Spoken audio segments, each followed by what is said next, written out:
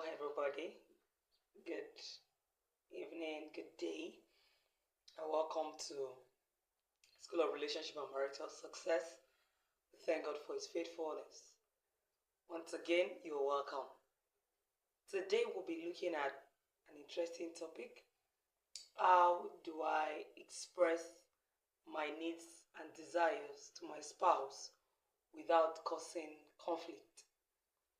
First off, the reason why you would think that you're going to cause conflict is because you think your partner does not want to do that need, doesn't want to meet that need, or doesn't want to grant that desire.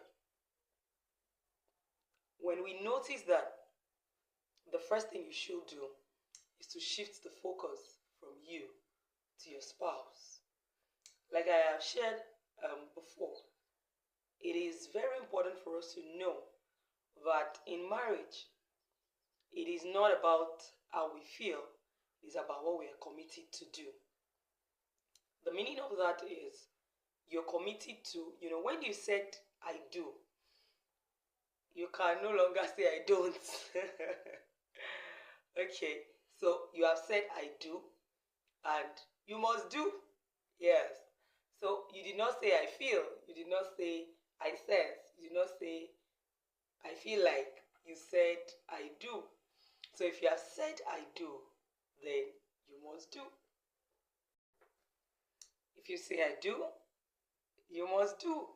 So the reason why you're feeling like, um, how do I express my needs and my desires without causing conflict, is because you probably are looking at it already that what you're going to be requesting for is not something that is going to come easy or natural for your spouse. And whenever that is the case, I always advise that you look away from yourself, like I just mentioned, and then concentrate on the other person. John 3:16, for God so loved the world that He gave. And the Bible, the organogram, as well as the prototype that Apostle Paul gave us in his letter to the Ephesians in chapter 5, is that as Christ is the head of the church, so is the husband the head of the wife, right? And then the wife is expected to submit to the husband as the church submits to Christ. But Christ loves the church, so the husband is expected to love the wife as Christ loves the church. Now, a lot of times it is easy to quote, particularly if as a wife I have needs, it's easy to say, to quote, husband, love your wife, and say, my husband, you need to love me. Or as a husband, you feel that your desire is respect, or you feel your need at that time is respect and honor. It's quick to quote, wife, submit to your husband. But more often than not, one thing I've learned over the years is that whenever there is an issue, or whenever there is something you're not comfortable with as a child of God, this has happened to me personally, not once, not twice. If you will take it to God, like, okay, God is always a faithful judge, God is impartial, God is, always just, is righteous, is faithful. So, and then is the first person you can talk to about anything and everything. And so you take it to Him and say, God, in this matter, what. God will never talk to you about what your husband did wrong as the wife, or talk to you about what your wife did wrong as the husband. He will point out to you what you need to do. So the meaning of that is, if your needs and desires will come across as selfish or insensitive, why don't you just look for ways of meeting your spouse's needs and desires? And I can assure you that this works all the time. If you will do that, if you will just be selfless, like someone said, that the opposite of love is not hate, it is self. Yes, let me say that again. The opposite of love is not hate. We were taught in English language, word and opposite: love, hate, like, dislike. Now, the opposite, scripturally, the opposite of love is self. Because if you're selfless, that is when you will be able to express the Christ-like love. So I want to affirming or reiterating, yes, that's the word, reiterating that whenever you feel like your needs and your desires that you want to express is going to cause a conflict, it means more often than not that you need to look at how you can be less selfish, that is, selfless. So concentrate a little more on the needs of your spouse. Try and attend to what you feel is their need at that time, and then just ignore what that desire or need of yours is. Like they say that there is nothing that cannot be worked around. All right. Now let's now go to how do I express my needs and desires. Looking at it now from a selfless point of view, maybe you notice, for example, like we talk about when we talk about love languages, maybe you've noticed that your spouse has been intentional about wanting to ensure that you feel loved and valued, but the way he is expressing it is not coming across in the way that you want it. The first thing to do is to appreciate him for the ones he or she is doing. Gratitude, you can never go wrong with gratitude. That's the truth. So, if you will, first off, be sensitive to the person's needs and see how you can be of help. And second, now, try as much as possible to appreciate him or her for the things he or she is doing. Whether or not it is your um, love language, whether or not it's coming across as what you want, that will require that you now sit and intentionally look out for the things this person is doing.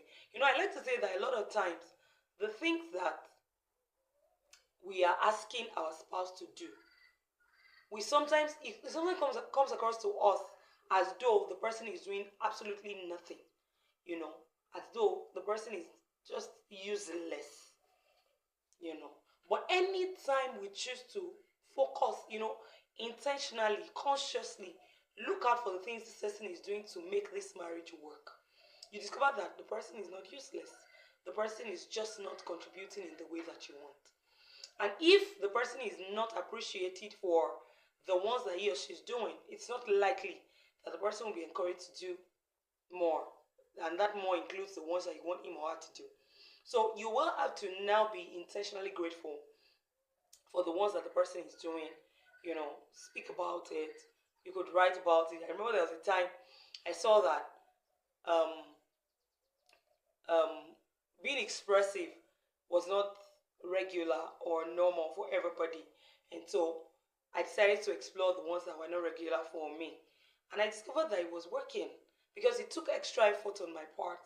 And, more often than not, the things that resonate more with your spouse and makes him or her feel loved are not things that come naturally for you. And so if you will look at those directions, discover that you're getting better at making your spouse feel loved and valued. And then if he continually or she continually feels that way, he or she wants to look for more ways or better ways to also communicate love, value, respect, honor to you. Okay? How do you communicate your needs and desires without causing conflict? Ensure that you do not leave out the place of not being bitter. Even the Bible encourages us not to be bitter. As a matter of fact, one of the works of the flesh is bitterness. So, no matter what it is that your spouse has done to you, make it a point of duty to not be bitter. Don't be irritated. Don't allow yourself to be pulled back by the four horsemen. Remember when we're talking about arguments and their triggers? If you've not watched those episodes, you could go back and watch them. Ensure that you forgive in advance. I remember I was reading a book some time ago, and there was an interview. A couple that had been married for 42 years were being interviewed, and they asked each of them, and what would they say is the secret to their long. They were not just married; they were married, happily married. You could still catch the love in the air. Yes. So they were asking them that what was their secret to a happy marriage for that long. And I remember each of them said that.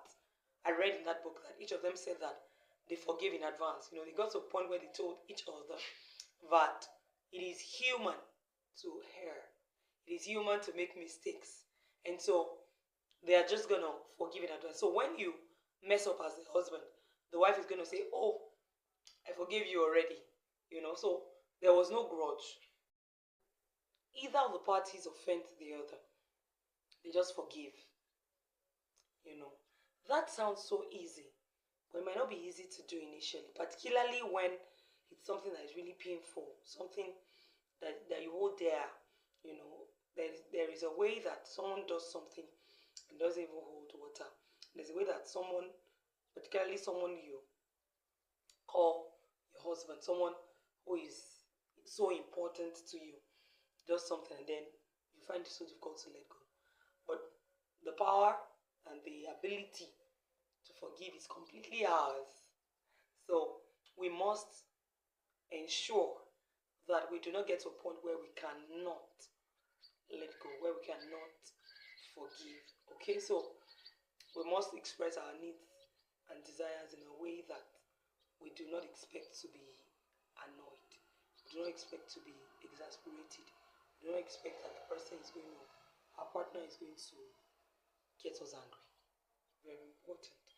And I'm sure if we will put all of this in place, there will be no conflict and our needs and desires will be attended to. The Lord will continue to strengthen us and help us in our home.